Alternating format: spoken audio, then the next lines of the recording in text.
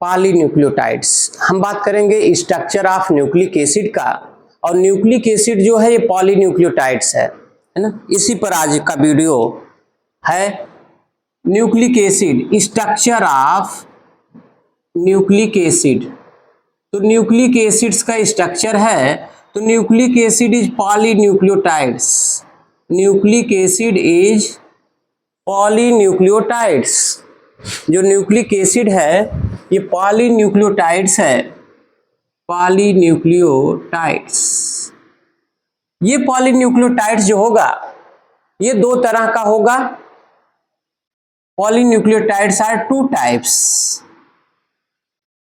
One is ribonucleotides और दूसरा है डीऑक्सी राइबो न्यूक्लियोटाइड्स। राइबोन्यूक्लियोटाइड्स यहां पर ये भी पॉली होगा। ये poly ribonucleotides is RNA and poly deoxyribonucleotides is DNA. तो हम बात करेंगे यहां स्ट्रक्चर ऑफ आरएनए और स्ट्रक्चर ऑफ डीएनए। जो हमारा न्यूक्लियोटाइड्स है हम उसको देखेंगे और फिर उसको जोड़ेंगे। एक बात आप और जान लेना कि यहां पर जो बेस होगा, यहां पर 4 बेस होंगे, ये चीज आप जानते रहिएगा। यहां पर जो बेस होगा वो होगा एडेनिन, ग्वानिन, थाइमिन और साइटोसिन। ये 4 बेस इसमें रहेगा। आरएनए में भी 4 बेस होंगे, एडेनिन, ग्वानिन, यूरैसिल और साइटोसिन। तो मालूम चल रहा है कि आखिर दोनों में कहां अंतर है। ये यूरैसिल यहां पर है और यहां पर थाइमिन है। तो ये थाइमिन हो गया और ये आपका यूरैसिल हो गया। तो यहां इसके बेस में डीएनए और आरएनए के बेस में एक अंतर तो ये है। दूसरा एक कंपोनेंट तो ये हुआ, दूसरा इसका कंपोनेंट होता है आरएनए का। तो हम ऐसे दिखा भी सकते हैं कि आरएनए का दूसरा होता है राइबोस शुगर। इसमें दूसरा होता है राइबोस शुगर और इसमें दूसरा होता है डीऑक्सी राइबोस शुगर।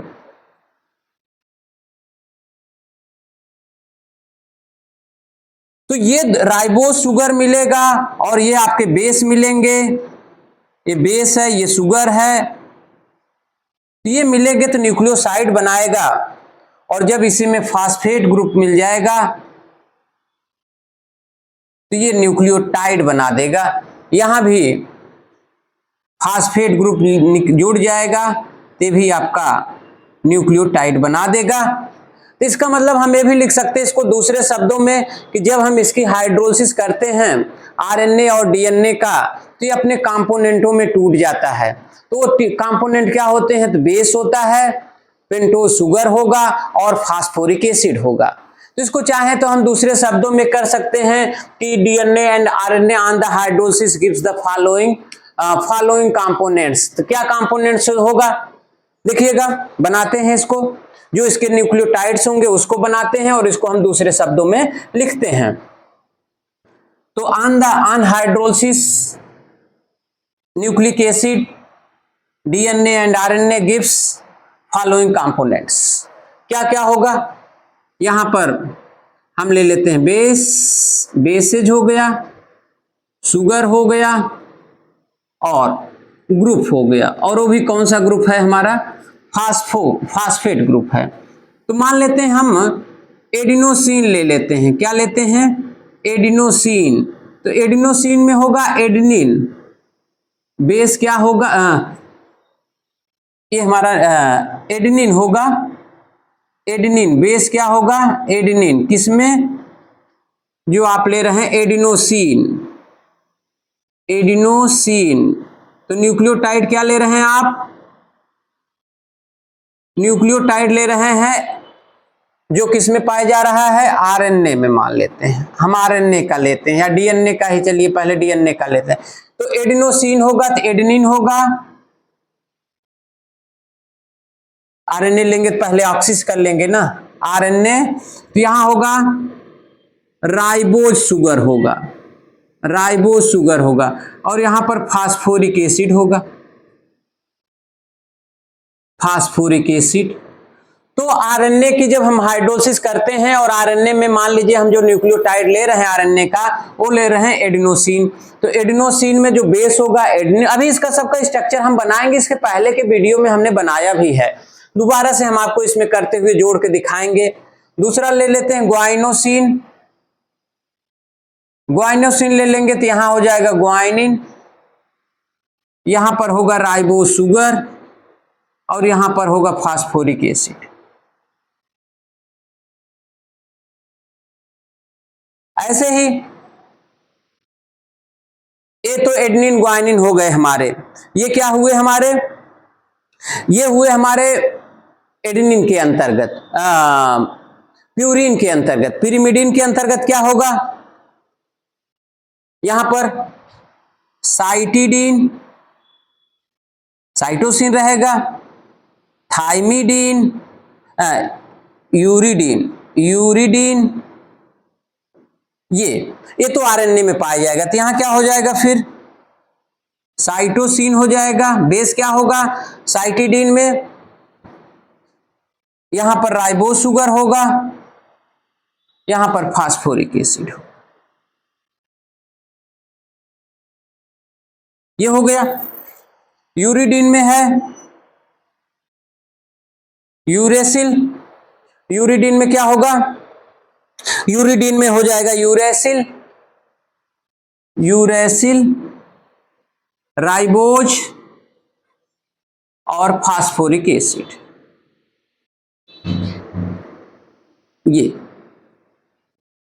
ये तो हाइड्रोलिसिस करने के बाद कब मिल रहे हैं? ये मिल रहा है हमारा इसमें आरएनए में। अगर यहीं डीएनए ले लेंगे, ये तो हुआ आरएनए का, डीएनए लेंगे तो क्या हो जाएगा? जहां पर राइबोज है वहीं पर क्या हो जाएगा? डीऑक्सीराइबोज। यहीं पर क्या हो जाएगा? डीऑक्सीराइबोज। यहां पर यूरिडीन नहीं पाया जाएगा, बल्कि यहीं पर थाइमिडीन पाया जाएगा। क्या पाया जाएगा यहां पर? थाइमिडीन। यहां पर थाइमिन हो जाएगा, यहीं क्या हो जाएगा? थाइमिन हो जाएगा, और यहां पर डीऑक्सी राइबोज हो जाएगा। ये फास्ट, तो ये कब मिल रहा है? ये हमारा डीएनए में मिल रहा है। तो ये तो हाइड्रोलिसिस करने के बाद हमारे जो कंपोनेंट है वो मिले हैं। अब इसको कैसे जुड़ेगा, इसका केमिकल स्ट्रक्चर हम लोग जानते हैं, और इसका हम स्ट्रक्चर आपके साथ में बनाते हैं। देखिएगा कैसे बनेगा इसका जो स्ट्रक्चर होगा, वो कैसे होगा। पहले जनरल बातें बताते हैं, फिर उसके बाद उसका स्ट्रक्चर बताते हैं। देखिए ये शुगर है, और शुगर में जो होता है वो पेंटोज शुगर होता है। फिर यहां पर फास्फेट होगा, OOH। फिर यहां शुगर होगा, फिर O, फिर शुगर होगा, phosphate, phosphate O, P double bond OOH। यहां से ये देखिए, यहां से बेस जुड़ेगा, यहां से भी बेस जुड़ेगा। ये तो जनरल हो गया कि किस तरह से ये शुगर, फास्फेट और बेसेज कैसे आपस में जुड़ते हैं। ये तो कॉमन बात हुई किस तरह से आप जुड़ते हैं। हम इसके स्ट्रक्चर को, चूंकि हम पेंटोज शुगर को भी जानते हैं, बेस को भी जानते हैं और फास्फेट को भी जानते हैं, तो हम जोड़ते हैं और देखते हैं। जैसे हम सिंपल सा लेते हैं पहले कि भाई पहले हम बेस ले लेते हैं, शुगर ले लेते हैं, शुगर से बेस जोड़ देंगे और वहां पर फास्फेट जोड़ देंगे, फिर अगले बेस से जोड़ देंगे। तो यहाँ अलग अलग लेते हैं। हाँ, हमें एक चीज मालूम होना चाहिए कि जो बेसेज हैं उसका स्ट्रक्चर हमें मालूम होना चाहिए। जैसे एडेनिन का हमें मालूम है, पहले लेते हैं पेंटोज शुगर, ये हमारा है, ये पेंटोज शुगर है,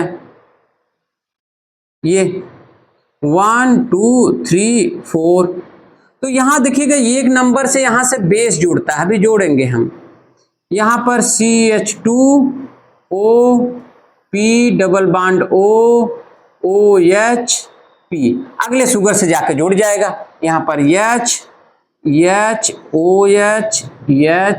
OH तो ये पांचवा कार्बन है, तो पांचवे से फास्फेट जुड़ा ये। और यहां पर तीसरा वाला ये फास्फेट ग्रुप से जुड़ जाएगा OHO। फिर ये हमारा जुड़ जाएगा दूसरे मॉलिक्यूल शुगर के। ये देखिए यहां भी बेस जोड़ देंगे, आगे चल के जोड़ेंगे हम, ठीक है। यहां पर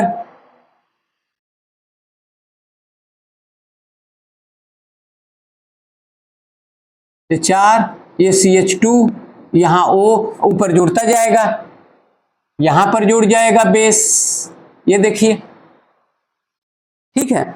अच्छा, अब बेस की जगह जैसे हम एडेनिन का स्ट्रक्चर जानते हैं, तो यहीं पर हम क्या जोड़ दें, मान लो ये देखो एडेनिन का ये पहला नंबर है, ये दूसरा है, ये तीसरा है, ये चौथा है। तो OH नीचे की तरफ OH और यहां पर ये देखिए आप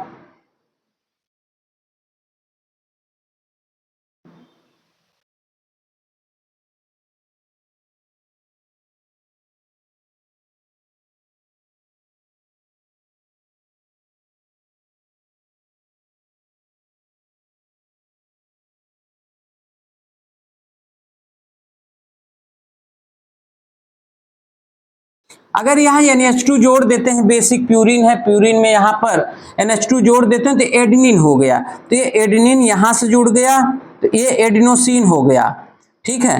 और ये एक फास्फेट है, तो यहाँ से अगर इतना लेते हैं आप, इतना लेते हैं, तो ये हो गया एडिनोसिन मोनोफास्फेट हो गया ये हमारा, ठीक है। तो ये शुगर हो गया, पेंटो शुगर हो गया, एडेनिन हो गया ये। और फिर उसके बाद यहां फास्फेट हो गया। तो अगर इसको केवल ले रहे हैं तो ये एडिनोसिन होगा, ये 9 नंबर से जुड़ा है, ये 8 7, ये 1 2 3 4 5 6 और फिर उसके बाद जो है ये 7 8 और ये 9। तो यहां पर जो लिंकेज हुआ 1 और 9 के बीच में हुआ है, इतना हमारा एडिनोसिन मोनोफास्फेट है। ऐसे ही इसके पहले हम लोग बात किए हैं। फिर इसके बाद दूसरे शुगर दूसरे मॉलिक्यूल से जुड़ा, दूसरा मॉलिक्यूल से ये जो जुड़ा है, यहीं पर आप चाहें तो एडेनिन है, तो इसको यहाँ पर अगर ये वाला ग्रुप यहाँ लगा दो, यहाँ OH लगा दो, तो ये आपका ग्वाइनिन हो जाएगा। ये देखिएगा ऐसे स्ट्रक्चर बना लेंगे इसका हम, ये यहाँ N यहाँ NH2 कर दीजिए, यहां पर OH कर दीजिए। ये हमारा जो हुआ, ये हो गया हमारा क्या, ग्वाइनिन हुआ। ग्वाइनिन में यहां पर क्या लग जाएगा, OH लग जाएगा यहां पर, और यहां पर NH2 हो गया। तो हमारा क्या हो गया, ये हमारा हो गया आपका ग्वाइनिन। तो ये अगर इतना देखें तो ये ग्वाइनिन हो गया, ये शुगर मिला तो ग्वाइनोसिन हो गया, यहाँ फास्फेट हो गया तो ग्वाइनोसिन मोनोफास्फेट हो गया। ये वाली यूनिट ये पूरा लेते हुए यहाँ से ये वाली यूनिट, ये हमारा ग्वाइनोसिन मोनोफास्फेट हो गया, GMP हो गया, AMP हो गया, ये GMP हो गया। यहाँ पर आप जो है कि आप जैसे यूरेसिल रखना है, आप यूरेसिल रख दीजिए आप N, ये देखिए ऊपर नहीं दिख रहा होगा, तो आप यहाँ पर यूरेसिल का स्ट्रक्चर, थाइमिन का स्ट्रक्चर, एडेनिन का, ग्वाइनिन का, साइटोसिन का, सबका स्ट्रक्चर हम जानते हैं और उसको हम जोड़ देते हैं। यहाँ पर 1 नंबर से जोड़ देंगे, इसको 1 का, ये इसका 1 का, दोनों का 1 1 जुड़ जाएगा और इसका हम पूरा ऐसे स्ट्रक्चर बना लेंगे। इसको जनरली हम ऐसे भी रिप्रेजेंट कर सकते हैं, ये वाला जो हमें बना है तो ऐसे न्यूक्लियोटाइड्स हम बना लेंगे और इसका स्ट्रक्चर हम बना सकते हैं कुछ इस तरह से। जनरलाइज फॉर्म में अगर हम दिखाएं आपको तो कैसे बन रहा है वो आप देखिए, ये देखिएगा, ये 5वें से जुड़ा था, तीसरा वाला ये 5वां है, यहां से बेस जुड़ा है, ठीक है। फिर ये ये 5 है, ये 3 है, 3 और 5 इसके बीच में ये फास्फेट है ये। फिर यहाँ का तीसरा और अगले का ये पांचवा, ये 5 है, ये 3 है और बीच में क्या है, फास्फेट है। फिर इसका 3, इसका 5 और बीच में फास्फेट।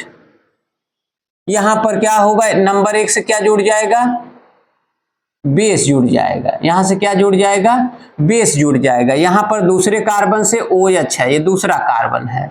दूसरे कार्बन पर OH है, ये दूसरा कार्बन है। OH दूसरा कार्बन है, OH दूसरा कार्बन है, ये तीसरा कार्बन है। यहां पर ये तीसरा कार्बन है। चौथे की हमें जरूरत नहीं, 5वें से जुड़ता है। तो जनरली इसके स्ट्रक्चर को बेसेज हैं। ये हमारा जो बेस है, हम सभी बेस को जानते हैं। एडेनिन का स्ट्रक्चर जानते हैं, ग्वानिन का जानते हैं, साइटोसिन, यूरेसिल और थाइमिन का, सभी का स्ट्रक्चर जानते हैं। हम उसका स्ट्रक्चर लिख सकते हैं। तो हमें मालूम है कि कौन कहां से जुड़ रहा है, तो उसको हम जोड़ लेंगे और जोड़ने के बाद हम स्ट्रक्चर बना लेंगे। तो ये हमारा पॉलीन्यूक्लियोटाइड्स हो गया। अब हम आपको एक चीज और दिखा दें किस तरह से इसके बीच में बांड जोड़ते हैं। वो बांड वाला आप देख लीजिए कि कैसे जो है कि DNA और RNA में जैसे एडेनिन थाइमिन के साथ में, अगर DNA की बात करें तो एडेनिन जो है थाइमिन के साथ में और ग्वानिन जो है यूरेसिल के साथ में या साइटोसिन के साथ में किस तरह से जुड़ता है, वो हम आपको जोड़ के बता देते हैं। स्ट्रक्चर लिखते हैं और दिखाते हैं हम आपको कि किस तरह से जुड़ रहा है।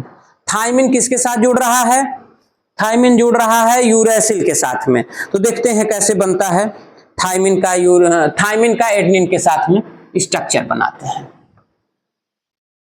कैसे जुड़ रहा है, DNA और RNA, DNA में हम जानते हैं कि आगे DNA का स्ट्रक्चर हम बताएंगे कि एडेनिन और थाइमिन के बीच में 2 बांड, ग्वानिन और साइटोसिन के बीच में 3 हाइड्रोजन बांडिंग बनता है। ये हाइड्रोजन बांडिंग कैसे बनता है वो हम आपको बताते हैं। ये हमारा प्यूरिन है, ये पिरिमिडीन है, ये प्यूरिन है, पिरिमिडीन है। तो एक प्यूरिन से एक पिरिमिडीन बनता है और इनका जो रेशियो होता है वो हमेशा क्या होता है, 1 होता है।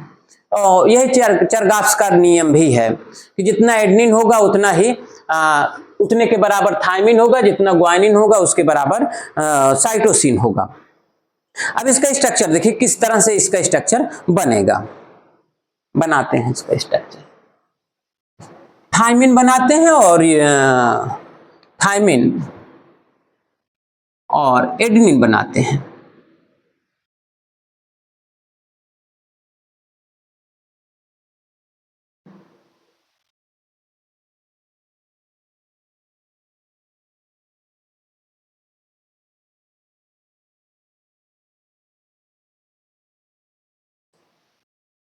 ये है थाइमिन। थाइमिन में हम लोग इसके स्ट्रक्चर को जानते हैं, डिटेल में हमने बात भी किया था इसके वीडियो पहले। NH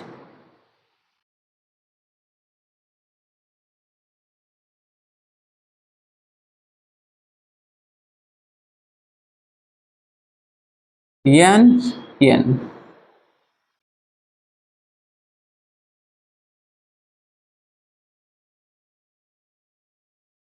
ये हुआ, यहां पर कर देते हैं NH2। ये देखिएगा थोड़ा सा मुझे नीचे बनाना चाहिए था, तो जिससे ये वाला बांड इसके साथ में हो जाएगा ये, और ये वाला बांड इसके साथ में। बस आप क्या करिएगा, इसको थोड़ा सा नीचे बना लिए होते तो ये यहां पर हो जाता है, यहां पर हो जाता।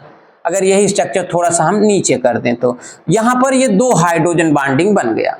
किसके किसके बीच में, ये आपका एडेनिन है, एडेनिन, और ये है आपका थाइमिन।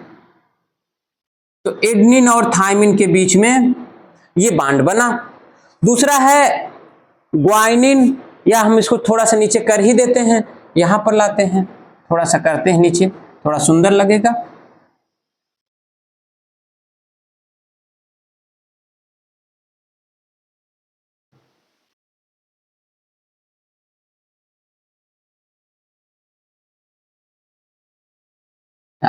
ये हो गया, यहां से यहां N है, ये हो गया।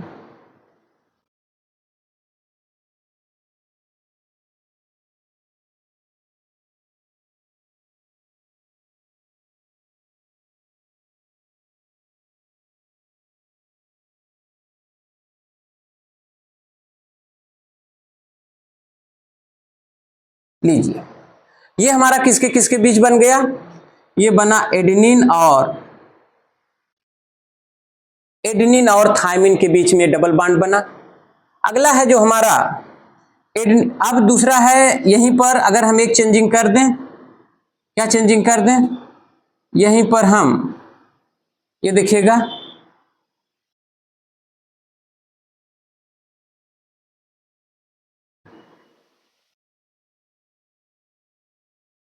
ओ ग्वाइनिन करना हो, अगर हमें ग्वाइनिन अगर करना हो तो इसी में अगर हम चेंजिंग कर दें, यहां पर NH2 कर दें,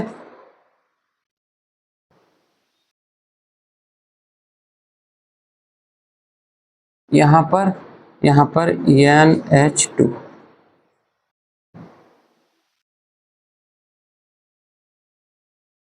CO, यहां पर NH2, ये हो गया हमारा साइटोसिन, ये हुआ साइटोसिन और ये हुआ ग्वाइनिन।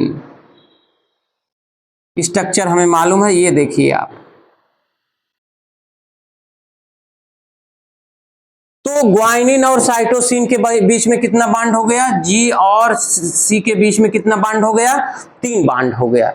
तो इस तरह से एडेनिन ग्वाइनिन के साथ में, एडेनिन थायमिन के साथ में 2, ग्वाइनिन और साइटोसिन के साथ में ये 3 बॉन्ड बनता है। ये तो हमने स्ट्रक्चर आपको बताया, पॉलीन्यूक्लियोटाइड्स का स्ट्रक्चर बताया, या सिंपली आप ये कह सकते हैं कि अगर आपका आएगा क्वेश्चंस डीएनए और आरएनए का स्ट्रक्चर, तो ये केमिकल स्ट्रक्चर केमिस्ट्री के पॉइंट ऑफ व्यू से, क्योंकि हम लोग केमिस्ट्री पढ़ रहे हैं न्यूक्लिक एसिड का, तो इसलिए आप बेसेज को, और जो हमने इतना हमारे इसके पहले का भी वीडियो है उसमें भी हमने बताया है, तो पहले इसका तो कंपलसरी है आपको। दूसरी बात कि न्यूक्लिक एसिड पढ़ना है, यहां से क्वेश्चंस आता है, बहुत इंपॉर्टेंट टॉपिक है, आपको बेसिस का पूरा स्ट्रक्चर याद रहना चाहिए, और आप 1-2 बार पढ़ लेंगे या सुन लेंगे तो आपको याद हो जाएगा किस ग्रुप की जगह क्या रहेगा। तो जब वो याद रहेगा तो उसको आप जोड़ लेंगे। तो आरएनए और डीएनए का अगर स्ट्रक्चर आता है तो आप तो केमिकली स्ट्रक्चर जरूर लिखेंगे, तो उसके बेसिस लिखेंगे और किस तरह से न्यूक्लियोसाइड बनाएंगे, न्यूक्लियोटाइड बनाएंगे और फिर पॉलीन्यूक्लियोटाइड्स बनाएंगे, और वो 2 तरह का होगा, उसकी हाइड्रोलिसिस लिखेंगे। इतना स्ट्रक्चर तो आप लिखेंगे। तो इस वीडियो में हम इतना ही बता रहे हैं, अगले वीडियो में हम आपसे बात करेंगे कि डीएनए का हेलिकल स्ट्रक्चर जो इंपॉर्टेंट है। तो इसमें हेलिकल स्ट्रक्चर की बात हो गई, न्यूक्लिक एसिड की बात हो गई, और जो इसके कंपोनेंट है उसकी बात हो गई, जो बेसेज हैं, शुगर है, फास्फेट है, न्यूक्लियोसाइड पर, न्यूक्लियोटाइड पर, इस सब पे क्वेश्चन बनेगा, और हमें लगता है कि सबका क्वेश्चन लगभग मैटर कंटेंट काफी कुछ मिलता जुलता कॉमन है। और एक लास्ट में आता है कि बायोलॉजिकल रोल ऑफ आरएनए और डीएनए। तो इतना तो आप जरूर न्यूक्लिक एसिड में जरूर पढ़ लीजिएगा। तो अगले वीडियो में हम आपसे बात करेंगे कि helical structure of the double helix structure of the DNA, Watson और क्रिक का मॉडल डीएनए का कई बार क्वेश्चंस पूछा गया है, जो कि अक्सर आता है। तो अगले वीडियो में हम आपको डीएनए का स्ट्रक्चर की बात करेंगे, और फिर एक दूसरे वीडियो में हम बात करेंगे biological role of DNA and RNA. तो आज को वीडियो में इतना ही।